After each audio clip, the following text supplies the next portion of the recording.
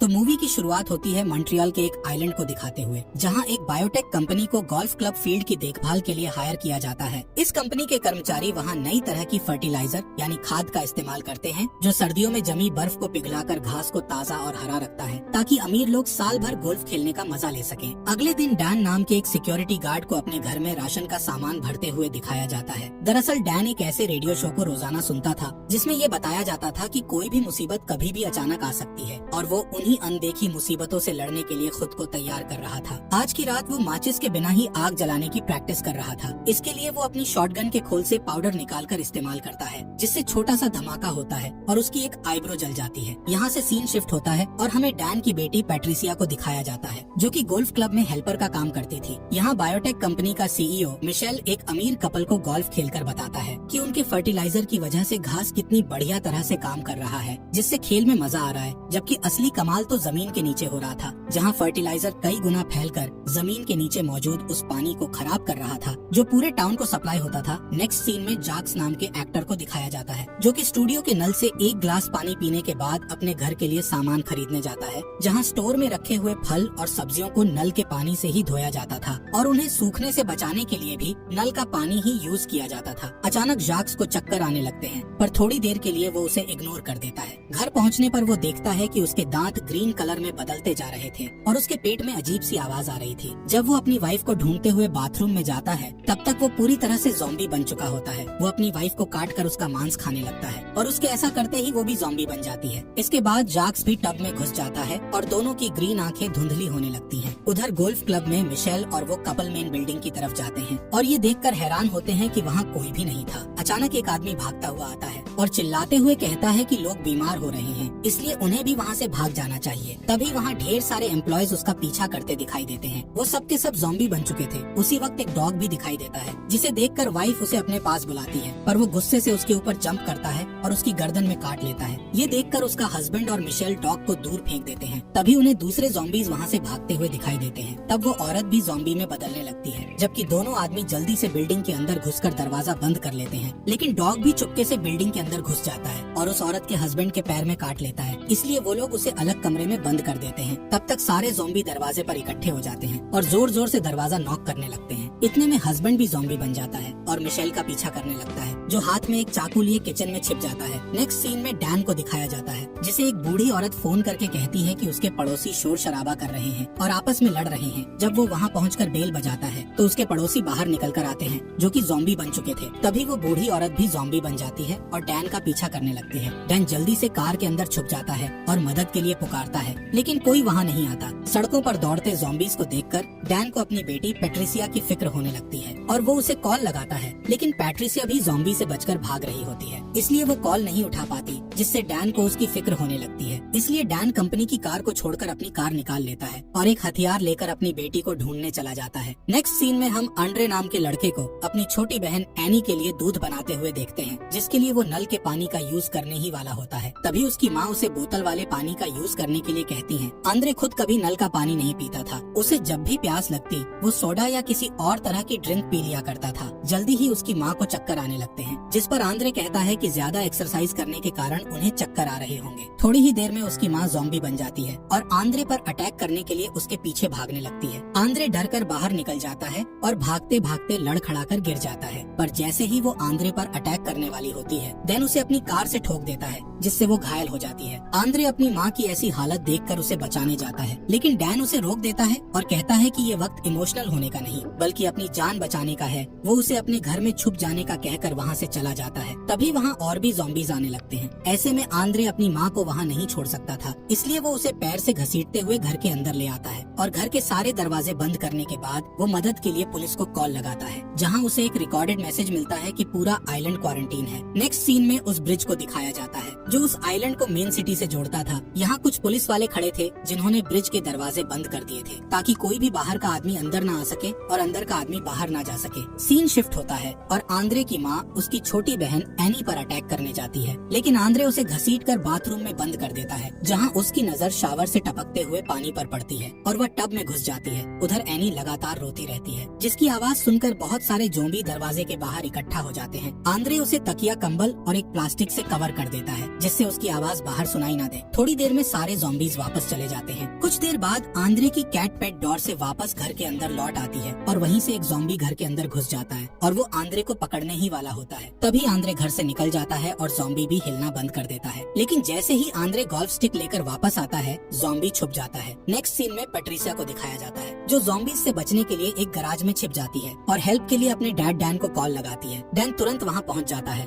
और देखता है कि गराज के बाहर ढेर सारे ज़ॉम्बीज मौजूद हैं। वो अपना चाकू निकाल लेता है और उससे कुछ ज़ॉम्बीज को मार डालता है और कुछ को जमीन पर गिरा देता है। इसके बाद वो अंदर जाता है। उसी वक्त ब्रिज पर मौजूद पुलिस वाले वहाँ से हट जाते हैं, क्योंकि मिलिट्री वाले ज़ॉम्बी से अफेक्टेड एरिया को बॉम्ब से उड़ाने लगते हैं। इससे पूरे टाउन में पावर कट हो जाता है। अगली सुबह एनी की आया काम पर आने के लिए ब्रिज के पास पहुँचती है तो देखती है कि वो टूट चुका है। इस बीच आंद्रे अपने घर की खिड़की से ज़ॉम्बीज का वीडियो बनाने लगता है और उसी वक्त नेट पर प्रेस कॉन्फ्रेंस दिखाया जाता है, जहाँ रक्षा मंत्री लोगों को बताता है कि हम लोगों ने आइलैंड की सुरक्षा की खातिर ब्रिज को डिस्ट्रॉय कर दिया है और अभी स्थिति नियंत्रण में है। तभी आंद्रे के फोन की बैटरी डाउन हो जाती है। इसके बाद वो अपनी माँ को चेक करने के लिए अंदर जाता है और देखता है कि उसकी माँ ग्रीन कलर के चिपचिपे मटेरियल से ढक गई है। अचानक उसकी माँ एनी पर अटैक करने लगती है। तब आंद्रे उनका ध्यान बटाने के लिए शोर करने लगता है और उनकी फेवरेट सब्जी को उनके सामने हिलाने लगता है, जिससे अट्रैक्ट होकर उसकी माँ उसके पीछे भागने लगती है। ऐसा करते करते वो दोनों लिविंग रूम में पहुँच जाते हैं, जहाँ गलती से उसकी माँ टीवी स्टैंड से टकरा जाती है और टीवी उनके ऊपर गिर जाता है, जिससे उनकी मौत हो जाती है। दुखी मन से आंद्रे अपनी माँ को वापस बाथरूम के अंदर ले आता है और देखता है कि उनके जख्मों पर घास उगने लगे थे। फिर वो उनके फोन को उठाता है, लेकिन वो फोन भी टूट चुका था। इसके बाद आंद्रे एक सीढ़ी लेकर सामने के दरवाजे से बाहर की तरफ देखता है, जहाँ ढेर सारे ज़ॉम्बीज खड़े थे, जैसे कि वो उसी के बाहर आने का इंतजार कर रहे हों। अब वो भी घर के अंदर रहकर थक चुका था, इसलिए वो एनी को बेबी कैरियर में डालकर हाथ में गोल्ड स्टिक लेकर घर का दरवाजा खोल देता है, जिससे ज़ॉम्बीज घर के अंदर कैट को देखकर उसे पकड़ने के लिए घर के अंदर घुसते हैं। और रास्ता साफ देखकर आंद्रे तुरंत वहाँ से भाग खड़ा होता है। वो ग्रोसरी स्टोर की तरफ भागता है और ज़ॉम्बी भी उसके पीछे पीछे भागते हैं, लेकिन सारे दरवाजे बंद होते हैं और वो ज़ॉम्बीज से घिर जाता है। तभी अचानक एक दरवाजा खुलता है और डैन उसे अंदर खींच लेता है। डैन कल से वहीं पर डेरा जमाए हुआ था, इसलिए उसने वहाँ कैंपिंग के लिए जगह भी बना ली थी, लेकिन उसके पास इस सिचुएशन से निपटने का कोई ठोस प्लान नहीं था। सारे बोट्स भी पहले ही वहाँ से जा चुके थे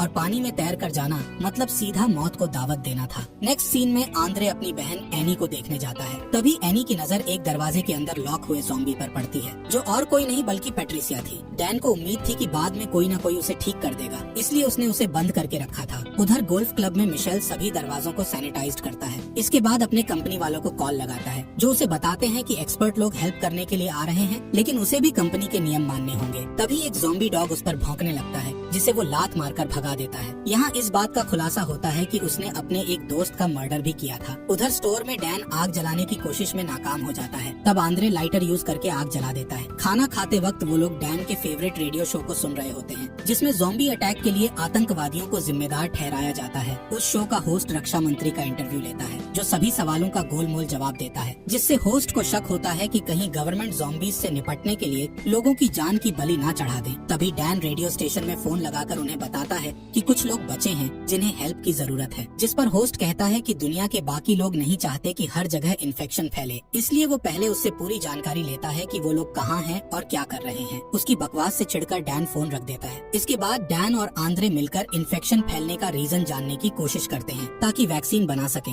आखिरकार डैन इस नतीजे पर पहुंचता है कि पानी की वजह से इन्फेक्शन फैला है, क्योंकि जितने भी लोग ज़ॉम्बी बने थे उन सब ने नल का पानी पिया था। लेकिन डैन अपने पागलपन के कारण कभी भी नल का पानी नहीं पीता था, क्योंकि उसे हमेशा डर लगता था कि कहीं टेररिस्ट लोग पानी में जहर न मिला दें। कुछ देर बाद वो तीनों स्टोर से बाहर निकलते हैं। वो लोग पैट्रिसिया को भी साथ लेकर जाते हैं, जिसके सर पर एक पिंजरा लगा होता है ताकि वो किसी को काट ना ले। बाहर उन्हें कुछ ज़ॉम्बीज दिखाई देते हैं, जिनकी बॉडी में ग्रीन कलर का कुछ चिपचिपा पदार्थ लगा होता है। अचानक एक छोटी बच्ची डैन के ऊपर अटैक कर देती है, जिसे डैन धक्का देकर दूर कर देता है, लेकिन उसे मारने की हिम्मत नहीं जुटा पाता है। चलते चलते आखिरकार वो लोग डैन की कार तक पहुंच जाते हैं और इससे पहले कि ज़ॉम्बीज उन पर अटैक करते, वो कार में बैठकर वहां से निकल जाते हैं। इस बीच बायोटेक कंपनी 2 ट्विंस यानी जुड़वा बहनों को हथियार के साथ गोल्फ क्लब भेजती है, जो अपने रास्ते में आने वाले हर एक ज़ॉम्बी को धड़ाधड़ मार रही थी। उधर क्लब के अंदर मिशेल इस डील से जुड़े सारे कागज और दस्तावेजों को जला रहा होता है ताकि इस बात का कोई सबूत न रहे कि उनके फर्टिलाइजर के कारण ज़ॉम्बीज का इन्फेक्शन शुरू हुआ था। आखिर में वो फर्टिलाइजर का थोड़ा सा सैंपल बचाकर रख लेता है। तभी दोनों ट्विंस उसके पास पहुंच जाते हैं। मिशेल उनमें से एक का सूटकेस ले लेता है जिसमें कई सारे स्फीयर यानी गोले थे। उन गोलों के अंदर इन्फेक्शन का इलाज मौजूद था जो सिर्फ 24 घंटों के अंदर इन्फेक्शन को खत्म कर सकता था।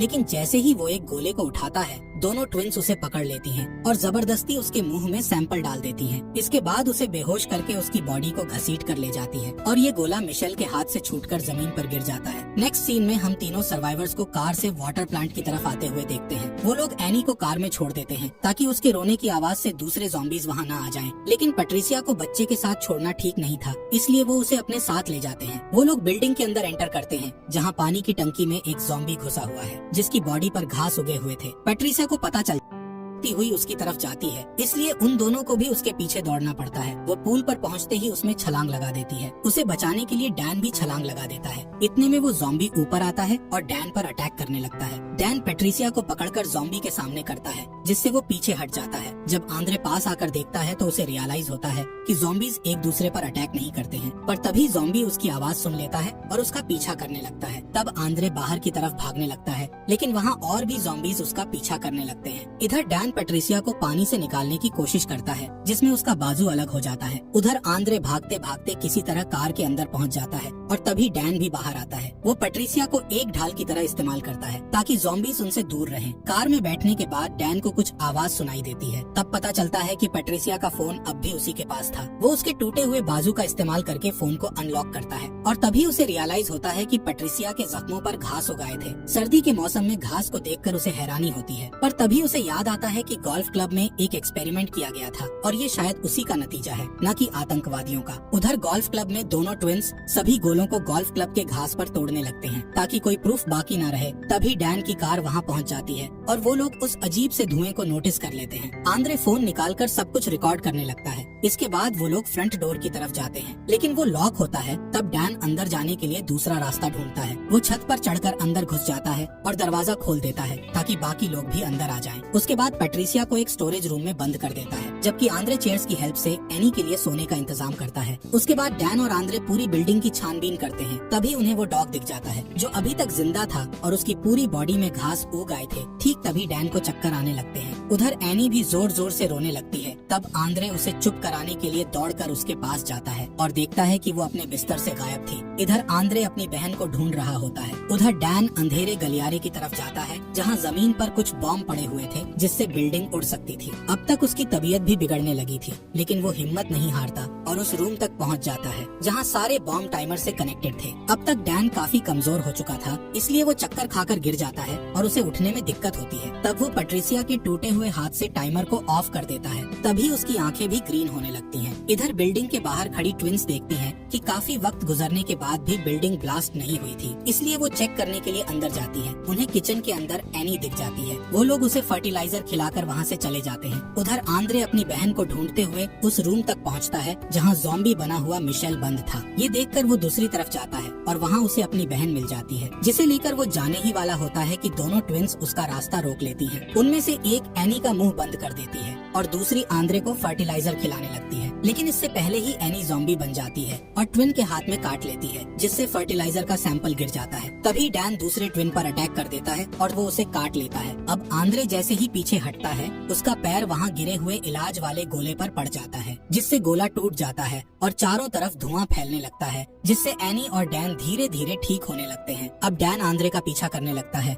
और दोनों भागते भागते किचन में पहुँच जाते हैं। पर जैसे ही डैन आंद्रे को काटने वाला होता है कि अचानक उसे एनी की मौजूदगी का एहसास होता है और वो उसे छोड़ देता है। उसी वक्त दोनों ट्विंस अपनी अपनी गन निकालकर एक दूसरे को मार डालती हैं, क्योंकि वो नहीं चाहती थी कि वो दोनों ज़ॉम्बी बने। नेक्स्ट सीन में आंद्रे डैन के जैकेट से उसके पुराने फोन को निकालकर पैट्रिसिया के फोन पर कॉल लगाता है और रिंग की आवाज से वो फोन को ढूंढ लेता है और वीडियो बनाने लगता है, जिसमें वो अब तक हुई सारी घटनाओं के बारे में बताता है। फिर हेल्प की रिक्वेस्ट करते हुए उस वीडियो को इंटरनेट पर डाल देता है। इसके बाद वो डैन को उसकी बेटी के रूम में पहुंचा देता है। इधर जैसे ही आंद्रे का वीडियो न्यूज चैनल तक पहुंचता है, गवर्नमेंट वहां की सफाई के लिए सेना भेज देती है। सोल्जर्स रास्ते में आने वाले हर ज़ॉम्बीज को फायर गन से मारते जाते हैं। तब आंद्रे भी बिल्डिंग से बाहर निकलता है और हाथ उठाकर हेल्प मांगता है। वो अपने साथ पैट्रिसिया का टूटा हुआ हाथ भी लाया था जिससे वैक्सीन बनाने में मदद मिल सके। तभी एक और सर्वाइवर सोल्जर्स के पास पहुंचता है जिसे वो लोग गोली मार देते हैं। ये देखकर आंद्रे समझ जाता है कि सोल्जर वहाँ सर्वाइवर्स को बचाने नहीं बल्कि सबको मारकर एरिया क्लीन करने आए थे। अब तक एनी भी ठीक हो चुकी थी, इसलिए आंद्रे वहाँ से भागकर छिप जाता है। उधर गोल्फ क्लब के अंदर डैन भी ठीक हो चुका था, पर तभी सोल्जर्स बिल्डिंग के अंदर घुसकर उसे और पैट्रिसिया दोनों को जलाकर मार देते हैं। अगले सीन में रक्षा मंत्री को टीवी पर भाषण देते दिखाया जाता है, जो कि जनता को बताता है कि हालात को काबू में कर लिया गया है और इन्फेक्शन को जड़ से मिटा दिया गया है, इसलिए अब किसी को डरने की जरूरत नहीं है। तभी वो एक मग से पानी पीता है जिस पर बायोटेक कंपनी का लोगो लगा हुआ था, जिससे ये साबित होता था कि वो भी इस मामले में शामिल था।